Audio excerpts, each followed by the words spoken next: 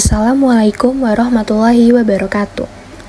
Hi, my name is Fadila Ikanur Azizia. You can call me Bila. I'm a student from class 3A majoring in English education at Raden Mas Said University Surakarta. I will explain the context of the topic about English language teaching in Indonesia. I have 2 points. The first point is definition of English language teaching in Indonesia, and the last point is method in English language teaching in Indonesia. Here, I will explain the first point, definition of English language teaching in Indonesia.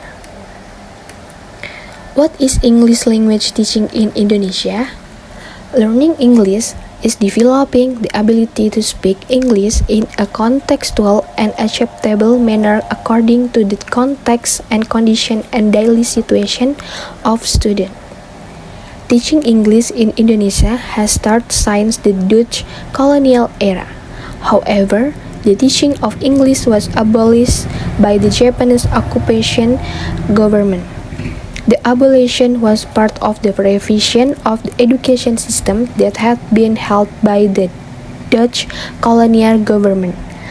After Indonesia proclaimed independence in 1945, teaching English began again. And the second point, method in English language teaching in Indonesia. There are 4 methods in teaching English in Indonesia, namely, the first, grammar translation method, or GTM. This method is the oldest method in the world of foreign language learning. The method emphasizes more on grammar or grammar in addition to grammar. There is also a translation that is used to teach vocabulary. The teacher will teach material about grammar using formulas, then use translation when teaching reading, writing, and vocabulary in English. 2. Audiolingual method. Audiolingual method is one method that is believed to be effective for making students learn English quickly. Students are taught a language like in infancy. The teacher gives instruction to the student to follow the dialogue, and then the students guess the meaning of the dialogue from the expression, pause, and various things that are practiced by the teacher. Students are invited to memorize the dialogue. They do not know the meaning clearly.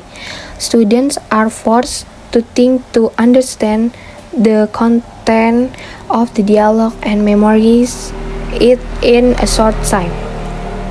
3. Silent way. Silent way is a method of learning mathematics by Caleb Catechno. However, this method becomes a powerful method when applied to learning English. A teacher uses rotes as a medium to teach many things, especially about speaking and grammar in English. Rotes come in different colors and lengths. In general, this method has a concept that is almost the same as the audiolingual method. The interesting thing about this method is that students are also invited to build a sense or inner criteria that make them able to detect and improve themselves if there are errors in using English. And the last, total physical response. This method is done by the teacher doing some work, for example, walking, sitting, putting books, holding objects, or writing. But before the teacher carries out these tasks, he ordered himself first with instruction in a foreign language.